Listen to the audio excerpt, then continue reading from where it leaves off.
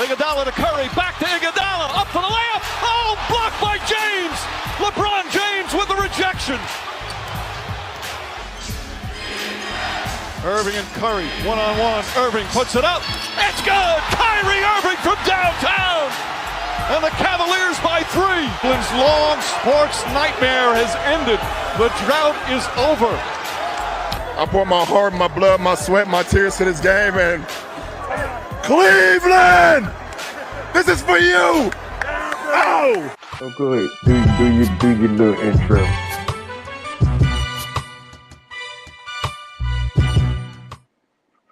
Welcome back, everybody, to another episode of Earth2 Sports Talk with Weds and Mo.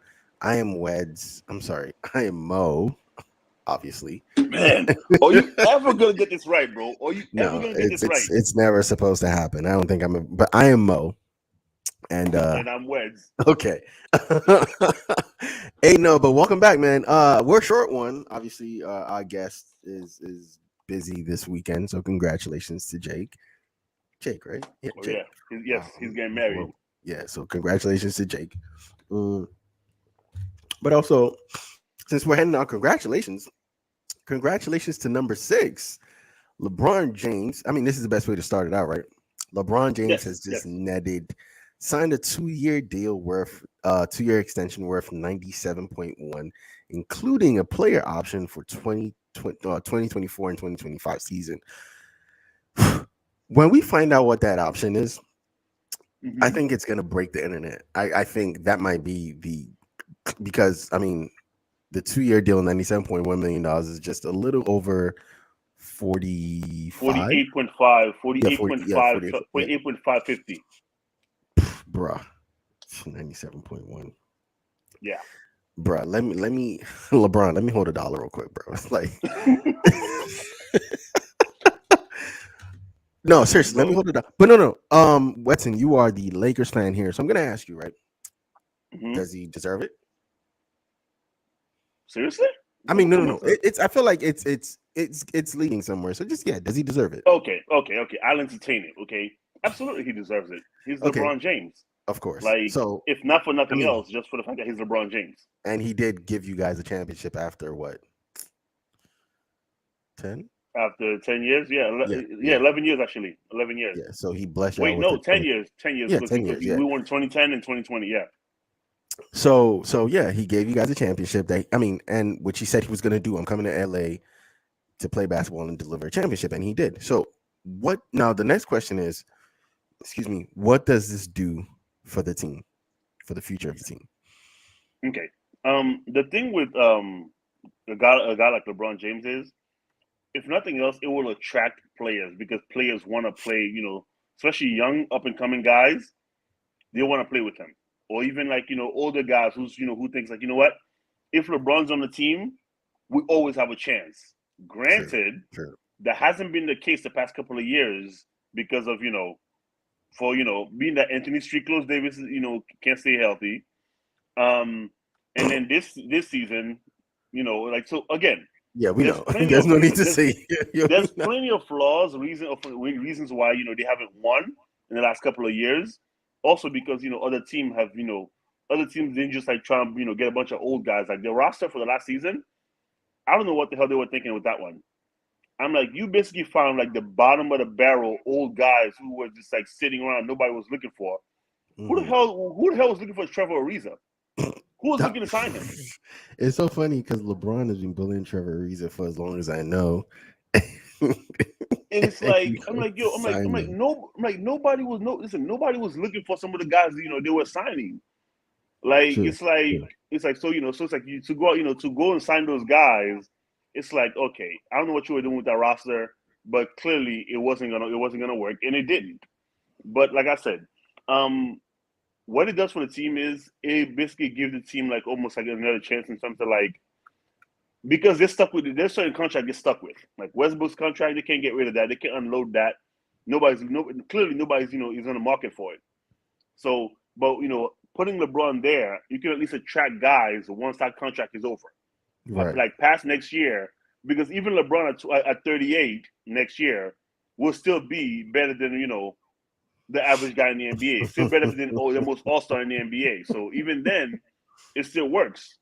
So I think that's what it does for them, and it's worth it. He's worth the money.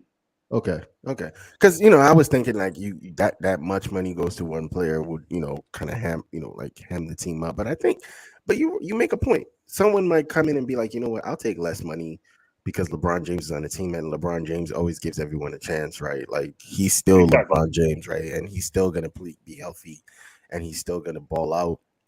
As you said, he is better. He doesn't look like he's slowing down. If it wasn't for injuries last year, he was in the conversation for winning a scoring title, which is crazy at 37. Like that was ridiculous. Like he was putting up numbers, and you might say he was putting up garbage numbers or garbage time. Like his team was not most of those games where he was scoring, he wasn't winning, but he's still putting up 30 pointers, bro. Like that is insane.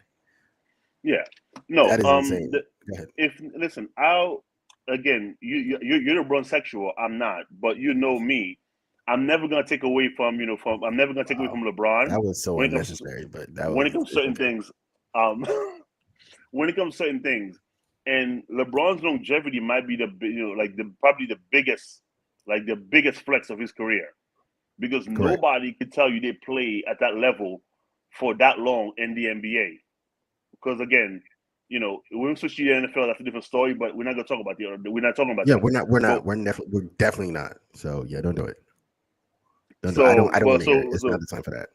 So when it comes to longevity in the NBA, and he's definitely proven that him being on the team is enough to to at least attract players who just want who want to play with LeBron. Right. So because of that, he deserves the money. And again, I would still give LeBron $47 million, $48 million at age 38 and 39.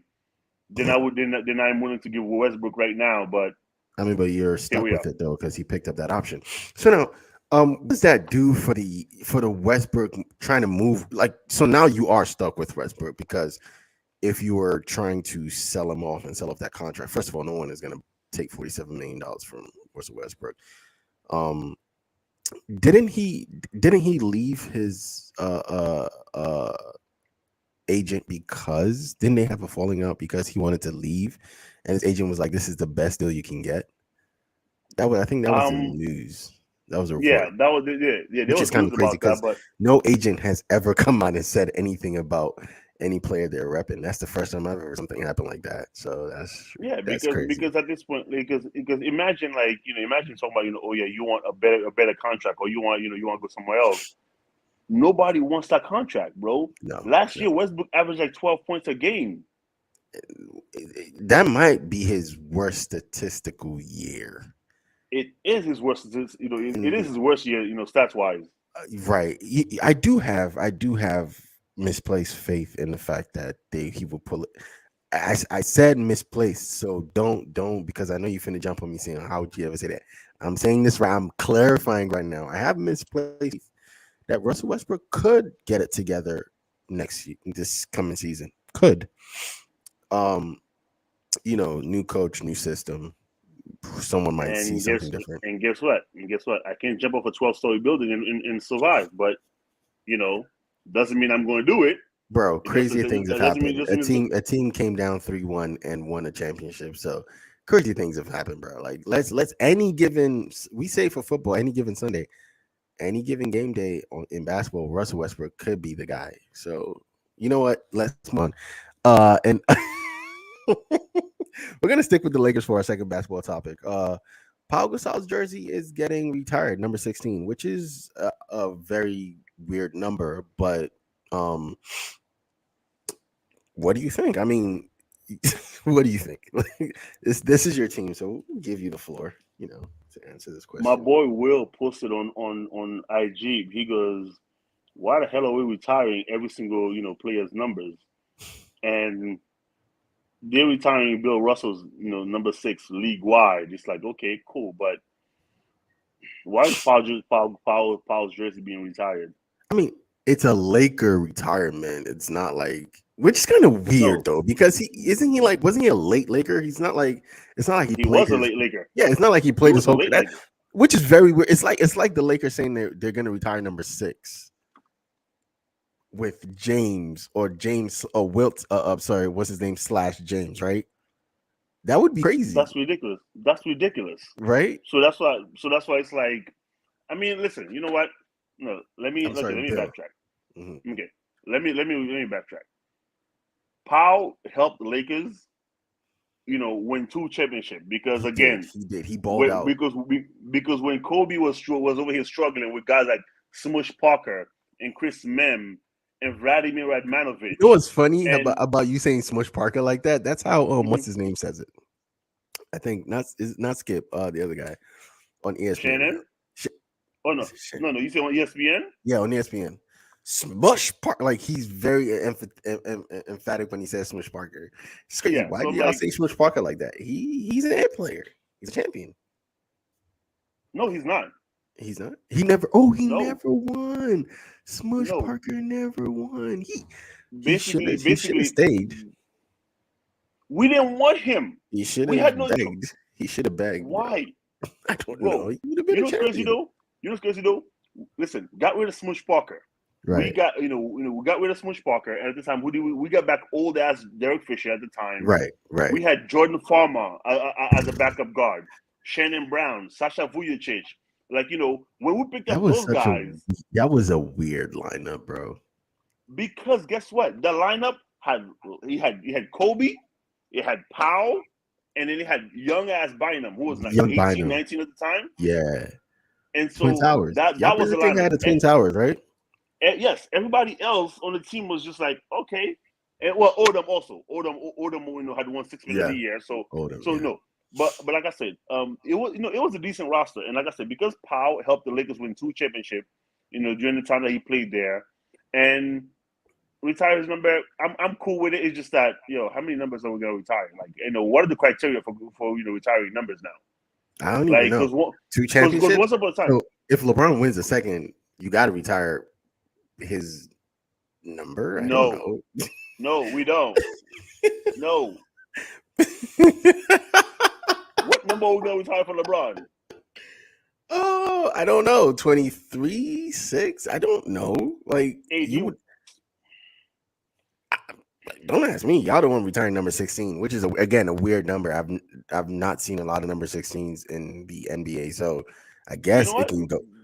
Maybe that's why the Lakers are retiring. The Lakers are like, nobody wants number 16 anyway. Yeah, so nobody's gonna wear number 16 ever. So like, yeah, hang it up. Like, yeah, you're not losing.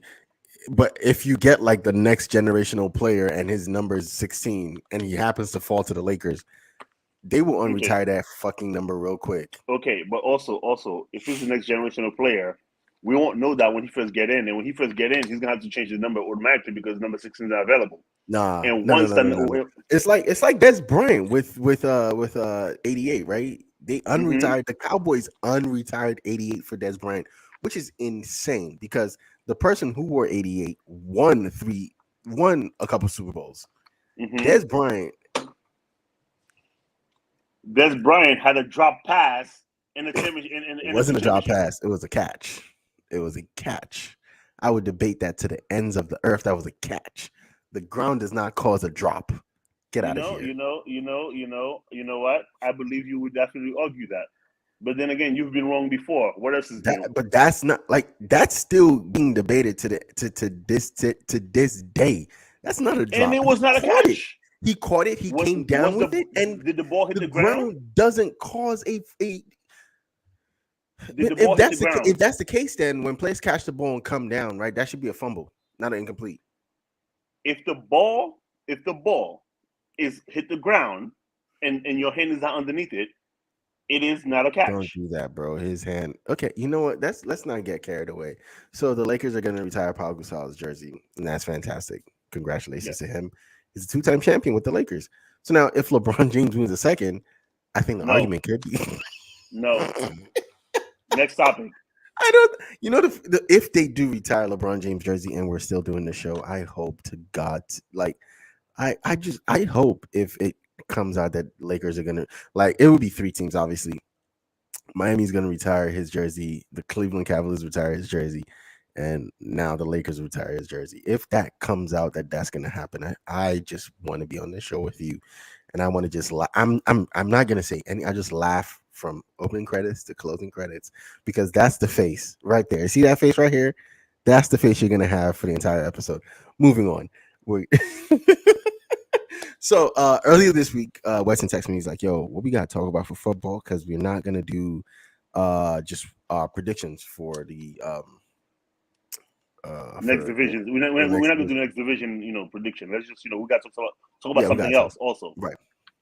And so he was like, "Yo, what do you think about doing top 5 defensive players of all time?" And I was like, "Damn, like your personal list, and then like who you watch playing, and just all you got to go back and into like all time football and kind of find a top 10." So I was like, top 5. I was like, "Yo, top 5 might be difficult for me. I don't know about people out there. Top 5 is really, really difficult for me to put together from all of football." And I was like, "You know what? How about we expand it a little bit and do a top 10?" It's like, "I bet." And I was like, all defensive positions. I was like, "Okay, fine, that works." So I'm gonna have you start, so I can copy off your list. But nah, or rather, you can go your 10 and I'll go my 10, and we'll go back and forth that way, just in case. Okay, now, do you? Okay, you know what? Right. Well, like okay, you can go either from 10 to 1, 1 to 10, and we'll just go back and forth that way. So, but I'm down for it though. Okay, so I'm gonna give you my first 5. Okay. And then you can. And now is that you can 10 through 5 or 1 through 5? 1 through 5. Okay. Wow. I'm gonna do my first 5, Oof, and then afterwards, big guns. Yes, and then afterwards you can go, because I wrote them down because I was like, you know what? I know for a fact I may or may not get flagged for this, so I'm gonna make sure I write it down. Okay. Okay. So where's this thing at? See, he doesn't even know where it's at. Thank God I have my notes pulled up because I'm organized. Wow. Except yep. Boop. Yeah. Except what? You can't. Except what? You know what? Never mind. Don't accept nothing. Okay. You have your list, right? Okay, cool. Okay. You want to start then, since you already have your list? I'm trying to pull mine up, and it's taking me a minute. It's taking you a minute because you don't have it. All right. So my top 10 of all time, right? So my criteria was also based on people I'm watching play now who have transcended their positions or who have transcended what they do. So, and then obviously I didn't watch a lot of people play. So I honestly can't just be like, oh, this is just because this is the consensus number 1. He's the greatest defender of all time. My top 5, right? Starting with number 1. And I might catch flag for this, but I don't care. Aaron Donald. Wow. I'm just going to come out the gate. I was going to put him at number 10, but I watched everything and I'm like, yo, this guy is setting either the trend for what that position should be played like. And he finally won a Super Bowl on top of all of it.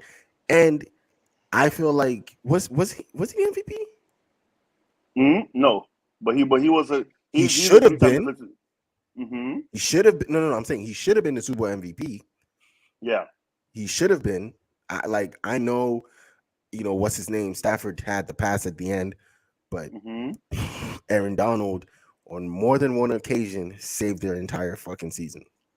Okay. And so yes, so I'll go Aaron Donald number 1, and then I was thinking, all right, LT's number 2.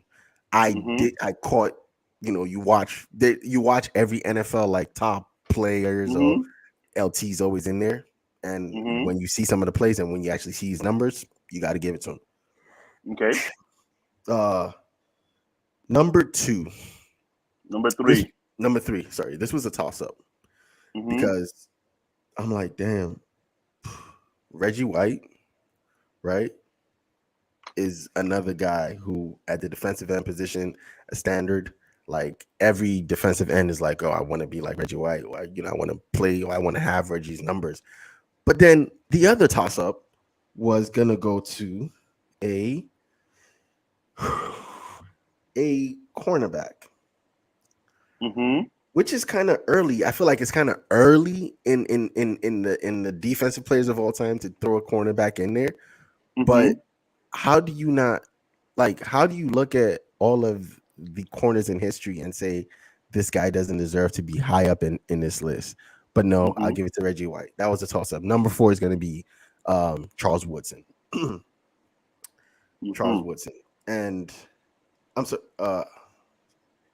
yeah. No. Charles Woodson is number 4. Wow. I think I messed up. Okay. Let me get back to you about that on that. Okay. So yeah, let me get back to you on that. So I gave you 1, 2, and 3. I'm gonna stop at 3. You gave me 1, 2, and 3. Yeah, I'm gonna stop at 3. Yeah. Okay. There's a reason why I make sure I put notes on this one, because I was before I don't want to just say anything kind of like you do. I want to make sure I get it right. Okay.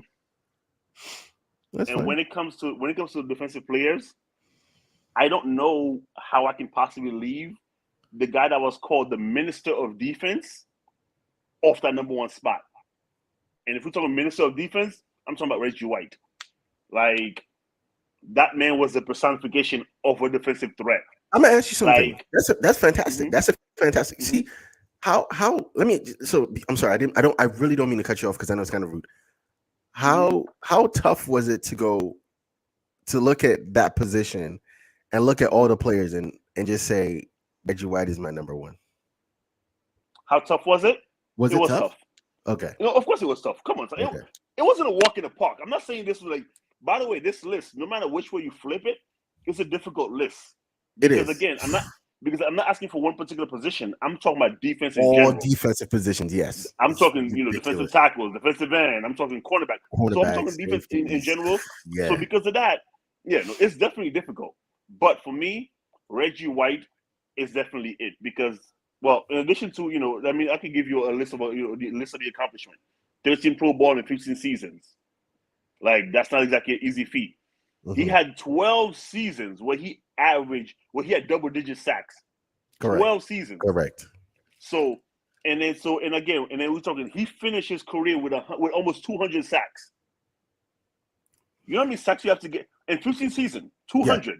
Yeah. So, and I think weren't they playing less games at the time? Yes. So, with that being said, not by far, but like for me, that number 1 on the list is Reggie White. That's fair. And then number 2 comes the guy who, when you talk defense, you cannot leave his name out, because, and I saw an interview with him the other day too. He was talking. I'm talking about Lawrence Taylor. I know who you're talking about. I know the interview you're talking about as well. I know the interview you're talking about. The interview where he was talking, and then he was saying, listen, and who was his coach at the time? I forgot who was coaching at the time. Was it Parcells? It was no. I think it was Parcells. It was Parcells. Like, if you don't get it, and he was saying, you're getting off and he turned his brain on and he decided and then he had the most amazing season he ever had in his life. So and then from that point on, it's like they had the conversation one time, and that was it. Exactly. From that point on, he became like, you know what? From this point on, I will never really give you a chance to ask me a question about defense ever again. Big facts. And then from that point on, that was the last time they had a conversation about it. Right. So that's number 2 on the list for me. Okay. Number 3 on the list, Deion Sanders. Wow. You put a cornerback higher than I ever thought about doing, because I'm thinking about that this decision I made at number 4, and I'm thinking about it. I'm like, there's no way I can have. There's no reason I should have it up this high. That's why I said I'll come back to you on this. So I want to hear this one. I want to hear the realization or how you decided this one, because I know that had to be difficult. You have to walk over a lot of players to say Deion Sanders deserves to be top 5. I walked past. By the way, for me to choose that one, I walked past Ray Lewis, stare him in the eye, apologize, and then chose Deion Sanders. Right. So, because, again, the man was, first of all, if you look at the numbers, he had first player to have 2 90-yard interception return for touchdown. Bro, I know the numbers. He's in my top 10. I know the numbers, bro. How is he in the top 5? Bro. Again. No, I respect your decision, bro. But how when you is he in think the top okay, 5? when you think cornerback, right? When you thinking cornerback, when you think about defense and you thinking cornerback, right? Before you get to Charles Woodson, before you get to Darrell Reeves, before you get some of these guys, Rod Woodson. Before you got to Rod Woodson, nah, you think, bro? Nah. Hold on. You telling me you go with Rod Woodson before I'm going Deion? yes. I'm going Rod. Matter of fact, I think what the other mistake I made was Charles Woodson, and Rod Woodson was the mistakes that I made. But honestly, Rod Woodson deserves a higher position. In my opinion, in my humble opinion, again, this is a very opinionated topic. In my opinion, Rod Woodson over Deion Sanders, and I know Deion Sanders is Showtime, bro. Bro, it's difficult. It's difficult, bro. I'm not gonna lie to you. Hold on, bro. Imagine in a game like football, where the studs of football are the running backs, the quarterbacks, the wide receivers. Those are the studs in football. And then you get like, and then once every 10 years or so, you get guys like Lawrence Taylor. You get a guy like Reggie White. Those guys will come around often. A guy like Aaron Donald, before Aaron Donald, we hadn't seen a guy like Aaron Donald since, one of those guys I mentioned, right? So to have football being that, again, when we talk football, those are the guys that we think about. We think about the quarterback, you think about the running back, you think about the wide receivers. Those are the studs in football. Right. To have a cornerback be named prime time. To have a bro, I know what it takes. But I can't do it. So that's fair. Wait, I stopped at 3, right? You stopped at 3. You stopped at 3. You stopped at 3. I'm gonna give you 2 more. Then you could round out your top 5. Then for me, the next two is Ray Lewis and Aaron Donald.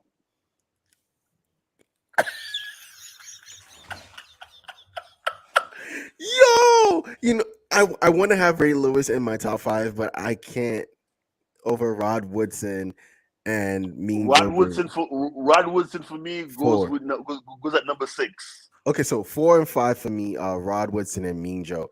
Come on now. And then Ray Lewis at number 6. So who you have at number 6? You said Rod Woodson, right? Yeah, Rod Woodson's at number 6. Wow. I got Bruce Smith at number 7. What? Dick Butkus at number 8. And then I have, let me see. Who did I leave out? Let's see. Hold on. So I give you. So my list is. So my list is Reggie White. And this was LT. Number 2. Yeah. Yes. It's Reggie White, Deion. No, not Reggie White. LT, Deion, Lewis, Donald. Then Rod Woodson. Then what do you call it? Rod Woodson. Dick Butkus. Dick Butkus. And then Bruce Smith. And then who was the last one? And who's I mentioned? Deacon Jones. Oh my God. Okay, that's fair. That's a great list. No. You know what's funny? Jones. That's a great list. Like I'm not even. Yeah. Like it's so hard for me to argue. We can't be like, oh no. Like I'm just trying to know where your mind was at when you said Deion Sanders was number 3. Bro. I look at Deion. Listen, don't get me wrong. And for me, I'm not telling you my list is like it's like solidified, it's set in stone. No. It's an opinion, yeah.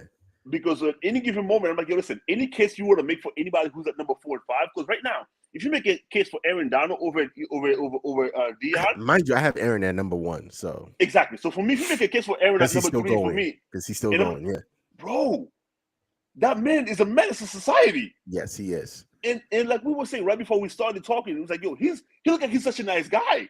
You talk. He You know, does listen, look like a nice guy, but he during will his kill interview, you. listen, He will kill you. He will leave your dead body on that field, bro. Like, look at this face. How can you bro, imagine this guy like in that position wanting to kill somebody? He will kill you. Like, bro, I he's saw such a nice I guy saw about him. it. I saw him in an interview. I saw him in an interview because DK Metcalf was talking about how he could outbench him, and he was talking, and he goes, and DK Metcalf he goes, I think he mentioned like he was benching 5 plates, and DK Metcalf was like, oh, I start with 3. He goes, oh, that's cute. I was like, well, Right. there's that. Like, That's it. That's end of discussion. Like, that's it, bro. Like, what else you got to talk about? so yeah. So So for mine. me, Let me just drop my list and we can just move forward and like have the discussion. So I have Aaron Donald at number 1, and I said why? Because he's still going, and I don't think he's going to slow down. He might be the equivalent of LeBron James or the other guy in Tampa Bay. He might be the equivalent of that on defense. And I'm sorry, who? LeBron James and who? never mind. Number 2, I had Reggie White. Number 2, I had LT. Number 3, I had Reggie White. Number 4, I have Rob Woodson, because I think it's he before we had prime time, right? Yeah. We had Mr. Woodson, and I feel like sometimes a little bit of what's the word I'm looking for? Just being the elder in that position sometimes gives you know what I mean, right? It's like, oh yeah, it gives you extra level of respect. Yeah, it right? does give you an edge. It's like, oh, the first to ever do it, boom, you just get it off that of that, right? So obviously, number 4 is Rob Woodson. Number 5, I had was it Ray Lewis or no. Number 5, I had hold on, where's the stupid list at? Dick Bruce Smith, Butkus. No, Dick Busket, Dick Butkus. Number 6, I had Ray Lewis. Number 7, I think this is where we might like start to actually have a conversation. Number 7, no, I had Mean Joe Green at number 5. Then I had Ray Lewis at number 6. Ray Lewis at number 6. Dick at number 7. Pause. Dick Butkus at number 7. Number 8, I have Ed Reed. Land Shark. It's come on now. I had Ed So Reed. where's Bruce Smith on that list? He's not on my list, bro. How about Ronnie Lott? Ronnie Lott was 10 because prime time is 9. Wow, you got prime time at 9, 6 spots below me. All right. Because again, I can't put him over Ed Reed. I cannot put him over Ed Reed. What? I can't put him. I mentally, physically, like even when I went to like say this is, I was trying. I was really trying. I was Ed Reed, like Ed Reed, and it's so hard that I left this guy off my list. Let's be real. Do you understand? Like, yeah. It was between in the safety position because I was looking at the safety position. I was like, I have to have like, one of you know something that's crazy though. And I wanted to mention this part. It's because like as we're talking about it, right? And I'm like, there are guys who are so phenomenal, who are so great at what they do, that we forget their actual name and just start calling them by their nickname. Bro. The entire time we've been talking, we mentioned the actual name Deion Sanders twice. Yes, I counted. Prime time forever. Because from that point on, we just call him prime time because the man shows up. I'm talking like every single time. So, but yes, okay. But Ed Reed, that's a good choice. Also off the list. For a stretch, the term was Revis. Do you understand? You were saying so you have to be so good as a player for them to give you a nickname and that the name that even the announcers call you. Yeah. It was, what do you call it? And I think we were talking like, so there's so many, like, again, like him, There's so many great players that we can look at that played on shitty teams, and I feel like Darrell Revis, as good as he was, right?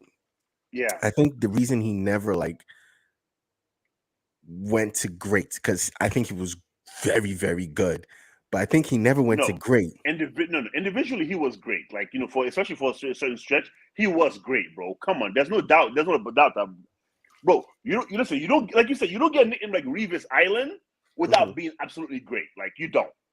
So he was great. Only problem is the fact that he didn't play on teams that, you know, that showed that greatness. That's all it was. Right. That's why I think sometimes your team helps your level of play. Like Richard Sherman, for a good, when he was on the Legion of Boom, you could call him a lockdown corner because if he messed up, somebody was there to clean up, and it looked like he hardly ever messed up in his career. But there are a lot of times that a good stop and go will have him, because you know he's not super fast. Yeah, he was his brain. Yeah, right. But you know what? But you know what though? Like, you know what? You're right. Because again, there's a lot of guys whose teams helped them, because again, that Legion of Boom, it was called that way because of a number of guys. It wasn't just like Richard Sherman, but it's like you're thinking Cam Chancellor, Earl Thomas, like, you know, Averill. You think about like the people on that team, like there were plenty of people on that team. Wagner, man, that guy. That man was. Do you understand? Do you also understand how hard it is for me not to have like Bobby Wagner's close to because at the linebacker position, he, like we were talking about this last week, he almost does everything. He covers, he stops the run, and again, it's the same thing when you look at this guy. Yeah, Troy. He pretty much played linebacker, because there were times when he would play on the kick team where he would see him jump the count or jump over and stop. Like he did so much, and it's so hard to look at him and look. But when you look at the safety position and playing like strict safety, I think Ed Reed edges him out, because Ed Reed did numbers back there. So it's hard. And you know what? And you know what? Listen, that's a list that's hard for anybody to come up with, because again, and that's why no matter 10. That's why no matter, because you told me 5, because I told you 5, and I was ready to stick with 5, but I know no matter who I put on that top 5, top 5 spot, they'll have been like, how come he's not top 5? How come he's not top 5? I'm like, listen, is Aaron Donald in your top 5? No, right? Yeah, I did mention him in the top 5. Yes. Okay, because he was 5. He was actually 5, right? He's 5. See? I feel like a small thing would have had you change that a little bit. It could have been a little tiny thing. I feel like you could have dropped him out of 5. Bro, right now, see this thing. The same way I could have dropped him out of 5, I could have put him at 4, and he would have been fine. I could have put him at 3, and we wouldn't have a crazy argument against it. No. So there's no argument against him being number 1 through 5, though. Exactly. So because of that, it's like, you know what? But again, I look at, like, you know, the reason I have like Reggie White at number 1 is because, like, bro, we're talking 13 Pro Bowl in 15 season. We're talking 12 out of the 15 season. He had double-digit sacks. Correct. That means when he plays, nobody was touching him. When he plays every game, he gets a quarterback every time. Mm-hmm. It means quarterbacks fear him across the board. Across the board, yeah. So that's why I had but like I said, good list. And you know what?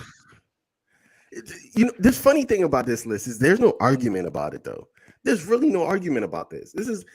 It's such a great list with great players, and it's like great respect for all the players on the list. It's like, damn, I can't even be mad.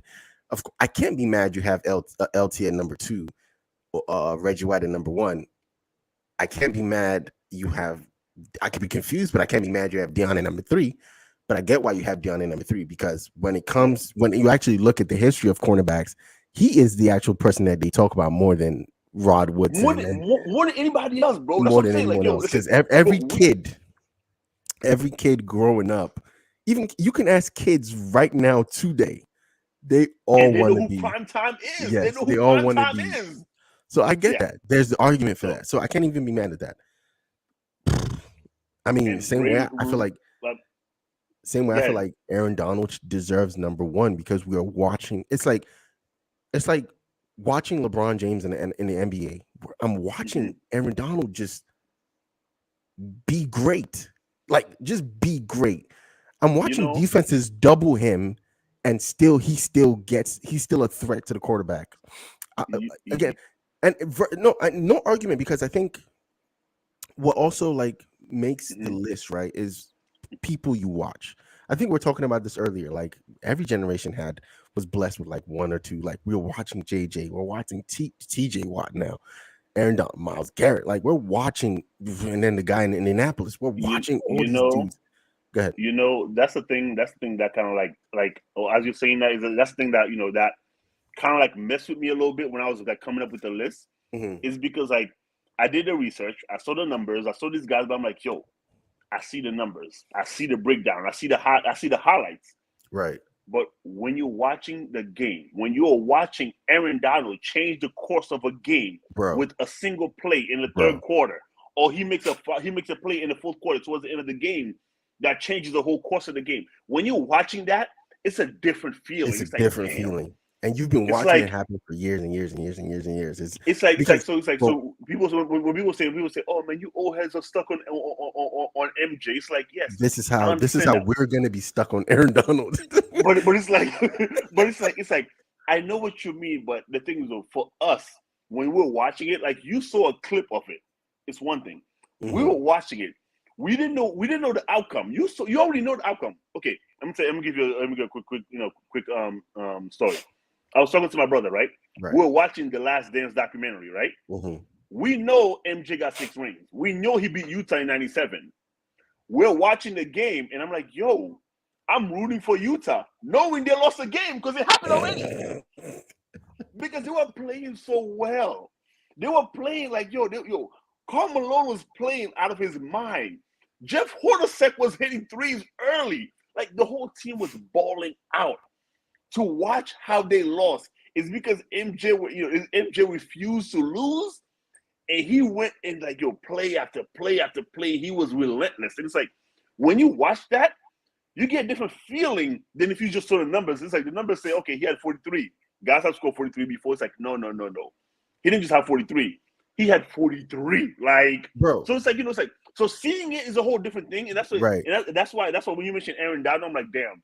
I watched that man play because I'm watching him. Like I can't deny it. Like I know what the numbers and what the history of the position says, but like when you're watching it happen in real time, it's like how can I really? It's a different feeling. Yeah, and you know what's funny about that feeling you had with that Utah game? That's the feeling I had 2 years ago in the finals with the Bucks and Phoenix. And matter of fact, I was rooting for Giannis so like. This dude, like in the span of that playoffs, he improved his free throw shooting. He improved his actual shooting. He improved this. Bro. When you say, "Oh, players just will themselves to win," that's what like that. Bro. And then a couple years ago with 3-1, those are the two things that in our generation I think will stick out. You can say whatever you want to say about LeBron James, but you're not gonna deny like what you saw. And like that was beautiful. The chase. That's why I started this podcast. We're going to talk about LeBron James, but I started with the chase down block. That it's a block. It's a block. Yeah, it's a block. It's a basic block. But that might be the most significant block in history. And that's the thing, because you know what? Because we will watch a play, like we watch certain plays, and we're like, oh man, okay, so he had a good chase down block, whatever. But it's like. It's the significance. That's why I would say, context matters because 100%. Because guess what? Because the stat sheet shows a block shot. That's it. It doesn't show that this block shot is the difference between winning and losing this championship. Correct. It doesn't show that that shot that Kyrie hit was the difference between like if he missed that one, Golden State might have been back-to-back champion at that point. So it's like again. That's why the context matters, and seeing it is a whole different ballgame, and that's why it's like, it's hard to argue against something that you are watching.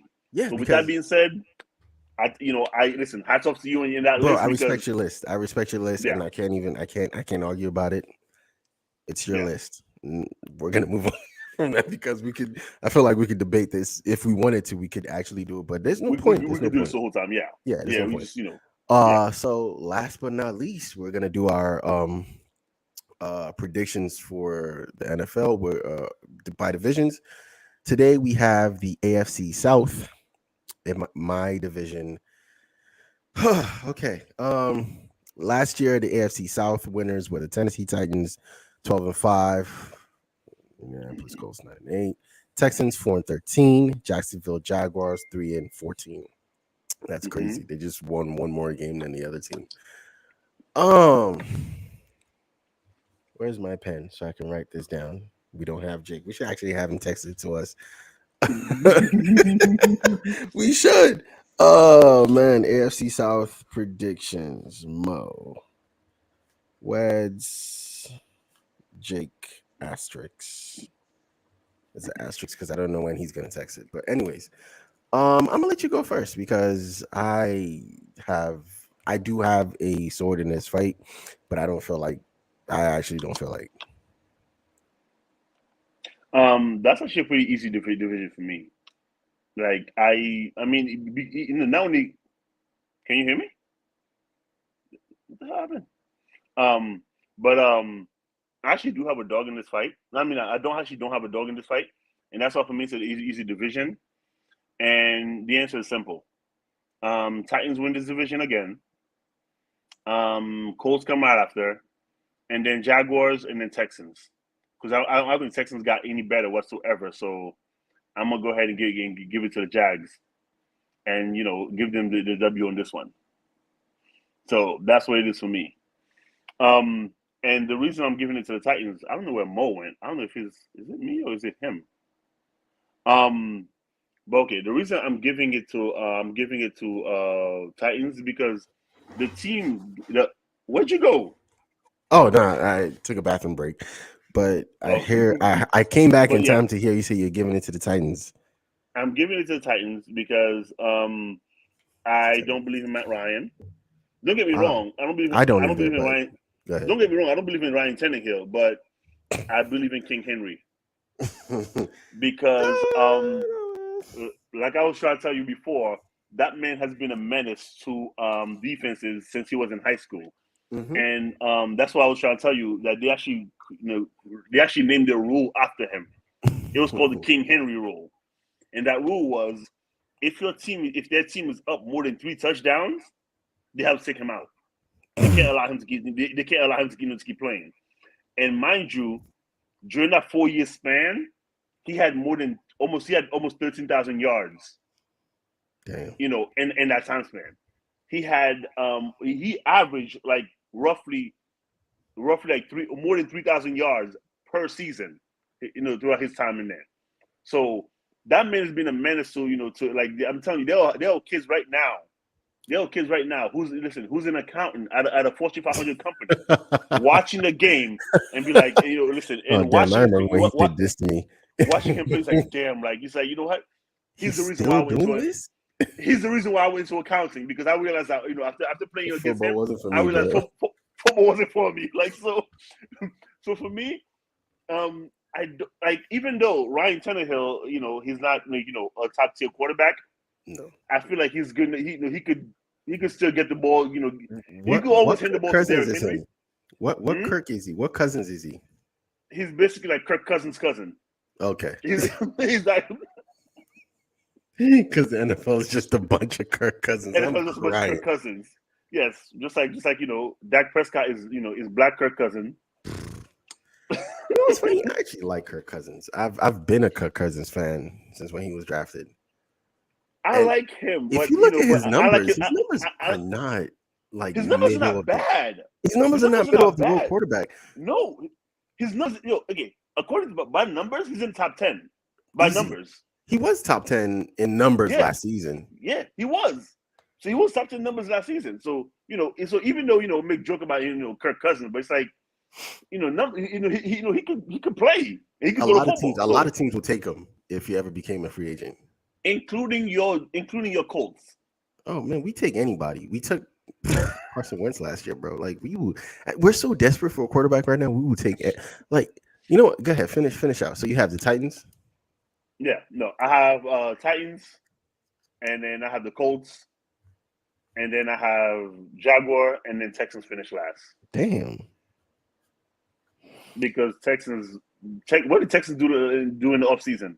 No, well, they got long neck Kirk Cousins. What, David Mills? Yeah. Okay, cool. So I think it's bad karma to pick against your team, right? So it's kind of difficult for me not to say the Colts, right? Even though everything is telling me, because the last 2 years I'm like, oh yeah, the Colts are gonna do it, and Titans have won the division and they've won bragging rights, and you everywhere you go, you hear Titans fans talking shit.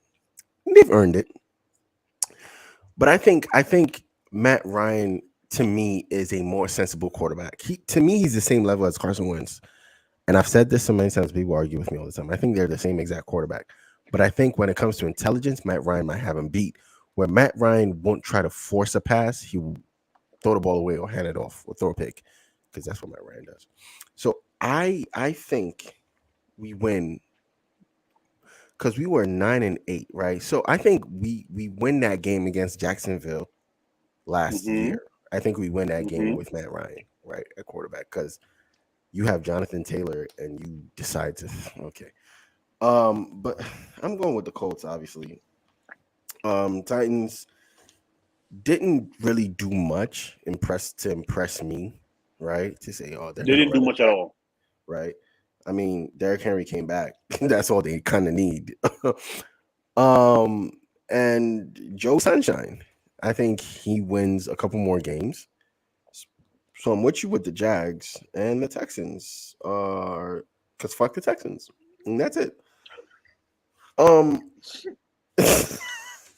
AFC South is pretty simple to me. It's one of the most simple divisions where it's really two teams, right? It's not like the North, NFC North, or AFC North like we did a couple weeks ago, where Cleveland Browns have won. Did they win the division? No. They made it. They did with what's his name at quarterback.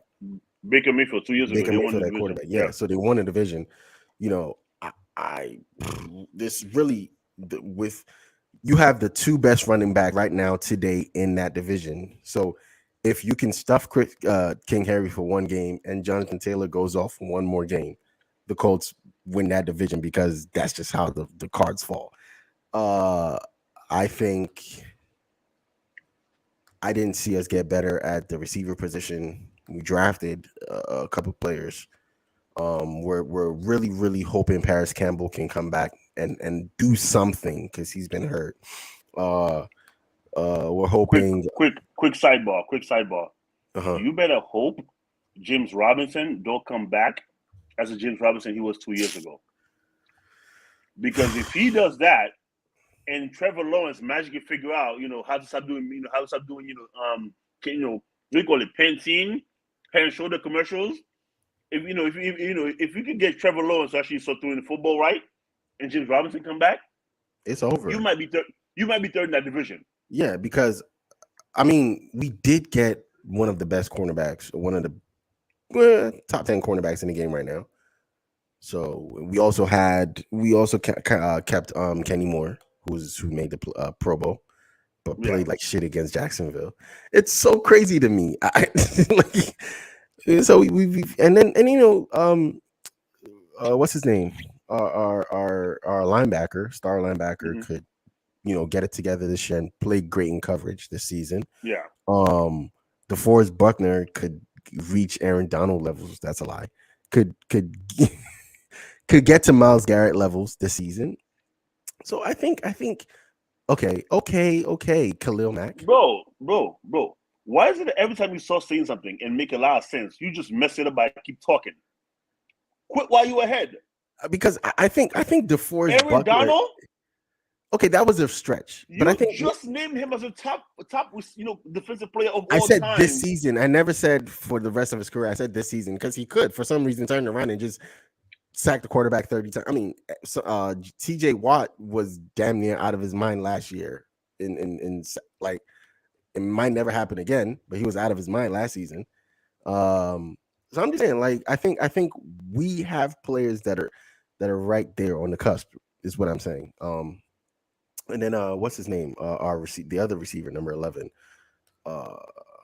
He's a junior. Only problem you have is actually, you know what? Again, now that you're mentioning it, your team is pretty good. Yeah. The only problem you have is the fact that you still have Matt Ryan. Yeah. So depending on how Matt Ryan plays. And you're talking about, oh yeah, Matt Ryan, he might be, smarter than Carson Wentz and make better decision. But that's the same guy that took a 15-yard, sack in the Super Bowl where he was up 28-3. Bro, So again, I have a hard time believing, Matt Ryan's going to become, anything better than I'm not Matt saying Ryan. he becomes Tom Brady. I'm not saying he becomes Peyton Manning. I'm not even going to go as far as calling him Andrew Luck. First of all, call him what he is, okay? Call him Mark Sanchez. Call him Mark Sanchez and call it a day, okay? Yeah, That's who he is. I just feel like if he plays good, the problem that I have with the Colts, right? The actual problem I have with the Colts is not a player problem, it's a coach problem. Really? I don't think Frank Reich is the guy. This is the reason why to this day I curse Josh McDaniel. I curse him to hell because I think we are stuck with Frank Reich. He was like the second choice because Josh McDaniel was committed and then withdrew his commitment like a fucking college player. So fuck him to hell. I will never. And I love watching. I love the Raiders and I love the players they have. And I feel like they have it. But because of him, I am rooting against the Raiders every game this year. I hope the Raiders go. You know what? 0-17. You know what? We will talk about the Raiders at some point. But right now, the Raiders are looking mighty scary. They're looking so good. So good. They're looking mighty scary. Bro, Because I love them. I love that team. I love every player. You upgraded Henry. You went from Henry Ruggs to Devontae Adams. Bro. Like you went uphill. You just went up. Like and Josh Jacobs looks like he's Josh Jacobs that they expected Josh Jacobs to be. Bro, they have all the pieces. And between Darren Waller, even Renfro. Hunter Renfro. You have all the pieces, bro. You have all the pieces. And you still have Max Crosby killing niggas. Like, whoa, I shouldn't have said that. That's a white man. whoa. But you still have Max Crosby back there. So very scary team, but because of their head coach, I hope they win 0 games this year. It's a lie. They're not going to win 0 games, but because of Josh McDaniels. Yeah, so I have, like I said, the problem I have with the Colts is not a player problem because I think our players could get there. But I've seen now 5-6 seasons of Frank Reich and our GM, who I think has won GM of the year like 4 seasons in a row because he's smart.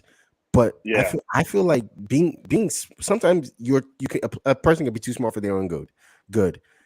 I think because he's so smart, but he did draft, in my opinion, the best left tackle in the game. We got the best left tackle in the best left tackle in the game.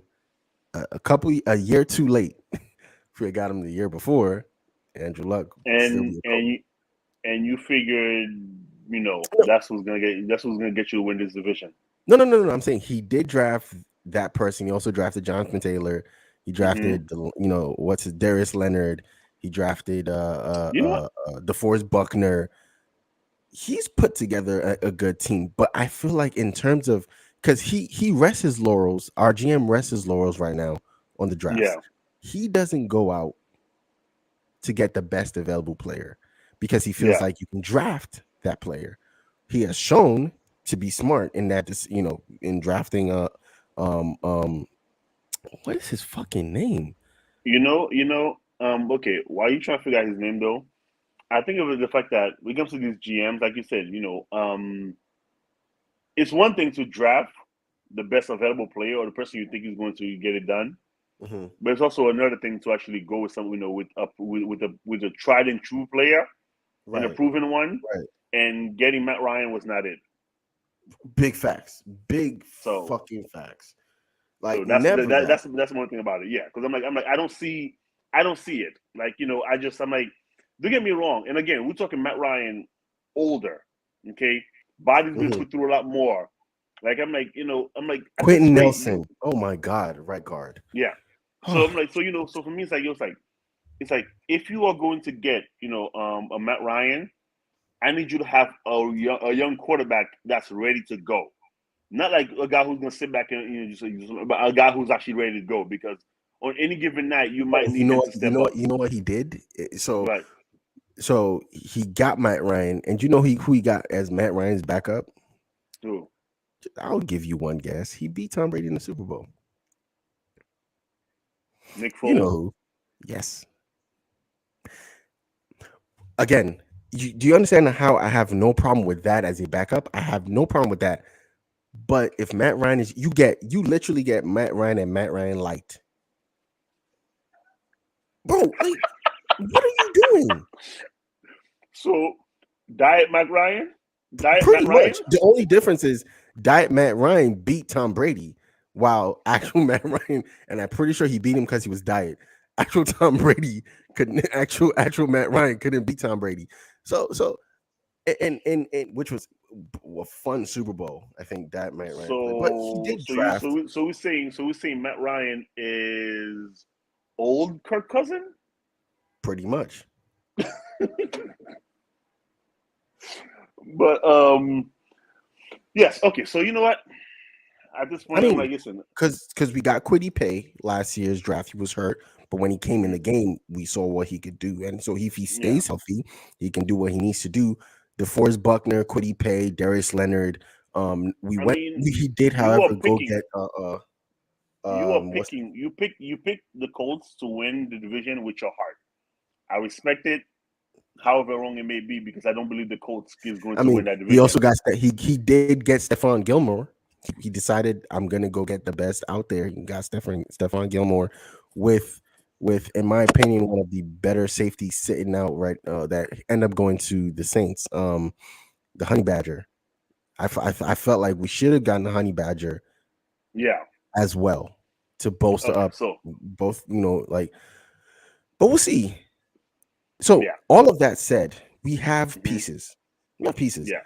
If Michael Pittman Jr. decides to actually level up his game this year, you have a good team.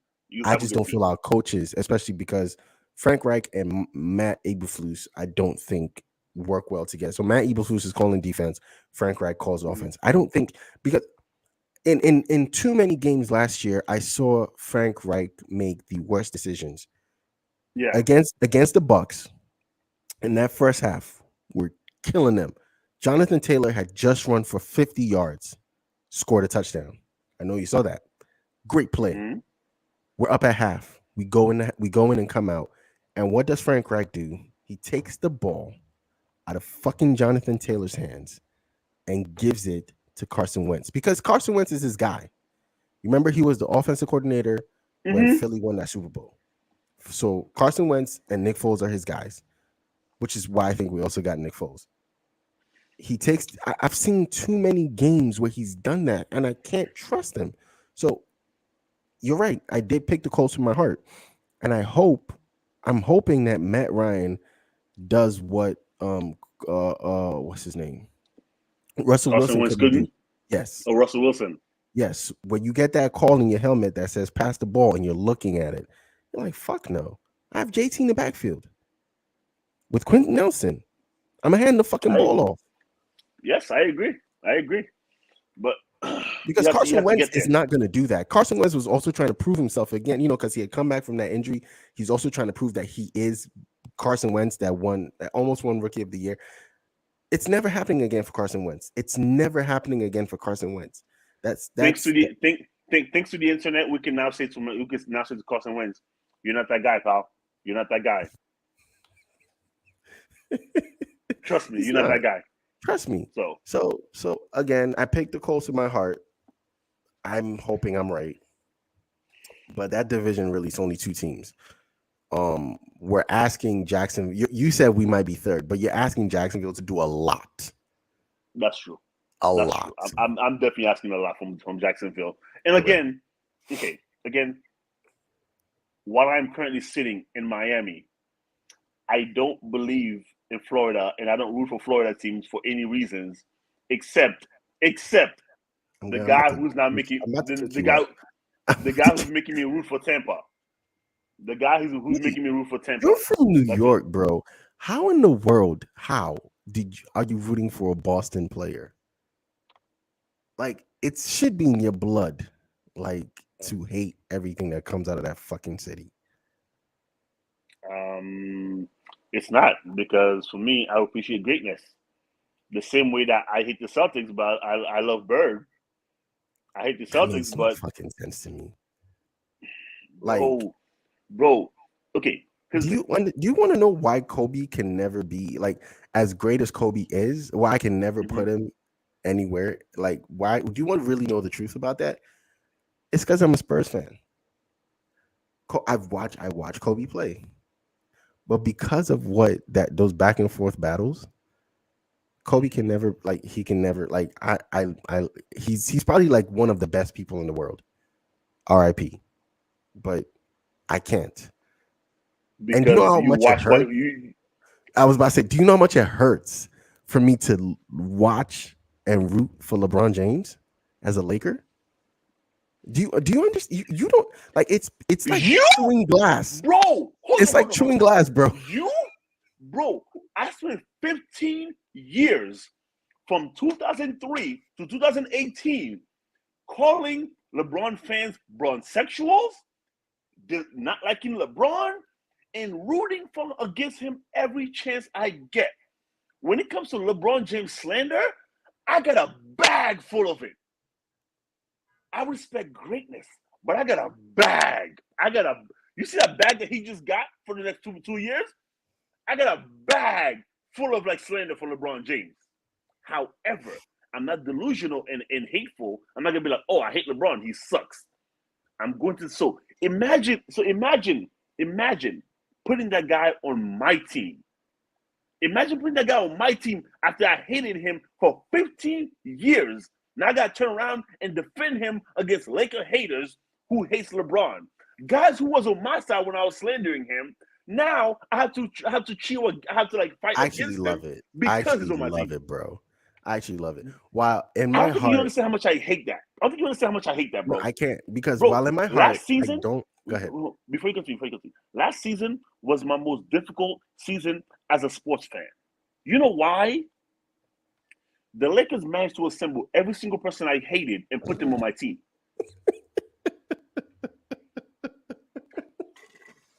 That's not even funny, bro. When I tell you, I seriously consider changing, bro. I seriously consider changing teams solely because the Lakers went and got LeBron James, Anthony Davis, Carmelo Anthony, Russell Westbrook. Bro, you know how much time I spend slandering Westbrook? I don't think you understand, bro. So when you put all these guys on my team and tell me, yes, root for this team night in and night out, and then I'm watching them play terribly, I'm like, I'm supposed. First of all, as a Laker fan, I suffered through Smush Parker. I suffered through Chris Mem and Vladimir Radmanovich. Okay, I suffered through all that, but somehow this was the worst Laker team I had to root for. Your turn. No, bro, I can't imagine that, because so remember when Tom Brady was a free agent and all these teams are courting him? The news came out that the Colts were looking. Bro, I went on my knees and I prayed to God. I generally don't really pray about sports because that's kind of stupid. It's people, right? But I prayed to God, because I don't know if I've ever told you this. Do you know Jim Irsay has me blocked because when he decided he was going to cut Peyton Manning for Andrew Luck, which I wasn't mad at, but I was just like, how do you cut Peyton Manning? I really was in his fucking DMs. I was DMing him. I was like, yo, how fucking, I was tweeting at him. Yo, I'm blocked. Like, I'm fucking blocked from Jim Irsay's.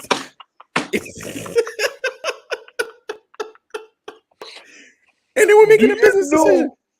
Do you know what a fucking menace you have to be to have to be blocked by a James GM? But bro, that makes no fucking sense to me. I was like, damn, he really blocked me because I was and again, going from Peyton Manning to Andrew Luck is not that bad of a drop. It is a drop, but it's not that bad of a drop. Yeah. In my mind, I was like, yo, I know you have all the money. Keep both of them. Keep Peyton Manning for two. But then you don't have Andrew Luck and have him sit on the bench for 4 years because Yeah, you don't do that anymore in this league. You so don't do that, damn. bro. Not Because with a guy like Andrew Luck, bro. The last time we saw that happen was in Green Bay, and we all know how that turned out. Yeah. So you don't do that to Andrew Luck. So it's like, oh, we get rid of it. And then Peyton Manning went on and went to the Super Bowl that year and then lost. But he went back. He just kept going back. Won, yeah. I'm like, yo, we could have had another Super Bowl. Like, I was in his fucking shit cussing him out. Mind you, Andrew Luck is playing great for us. But I'm just cussing him out. And he blocks me. When the news came out that the Colts were looking, they didn't even say anything else. Bro, I went on my knees and I was like, God, if you love me, don't let this happen. Because I know there were Colts fans that were hoping. I'm like, how could you ever rationalize that? So I know the way you feel about LeBron James on your team. If Tom Brady was my quarterback, I do not care if we went. I'm not going to switch, but I wouldn't be out here calling myself a Colts fan in public. Bro. Because the way I've hit, bro, even right now, I can't. I keep seeing the guy in Tampa, right? I can't even call his name.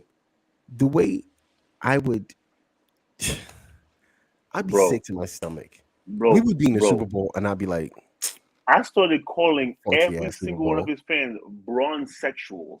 Okay, I'm like, you are no longer heterosexual or homosexual. You're a Bron sexual.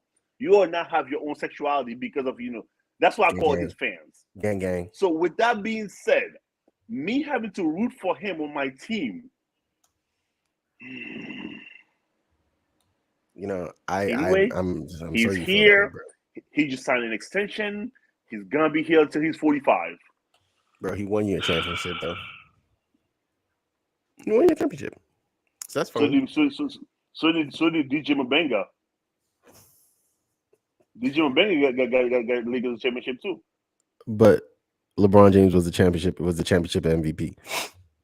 Anyways, the AFC South. You have it as it was, or you almost have it as it was last year. I have it exactly as is, bro. No. You have the Jaguars over the Texans. Yeah. I have the Colts over the Titans and the Jaguars over the Texans. And so it's Colts, Titans, Jaguars, and Texans for me. For you, it's Titans, Colts, Titans, Colts, Jags, and then Texans, because Texans don't fucking matter. No, they don't. They didn't get better, but they got money, so it doesn't fucking matter. Like, that's why they pay all of those lawsuits out. But anyway, they did. That's the show, bro. That's how we fucking ended. Like, I was trying to end the show on a good note, and here we go. But that's the show for the week, man. Thank you for making the time, bro, because you're not home, and we should have done this yesterday. But things happen. Oh yeah, listen, man, it happens. It's fine. So again, man. Big congratulations out to Jake for he's about to be Mr. and Mrs. this weekend. So congratulations out to Jake. Tell him though, let him know while you're at the wedding, be whispering this, you'll be like, yo, Jake, Mose is at AFC South.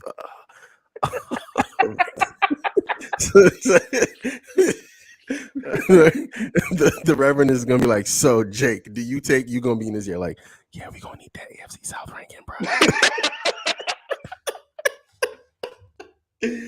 Oh man, thank you guys for watching. Thank you guys for those of you listening on the podcast. We will catch you next week for next week's installment of Earth2 Sports Talk with Weds and Mo. Again, I am Mo.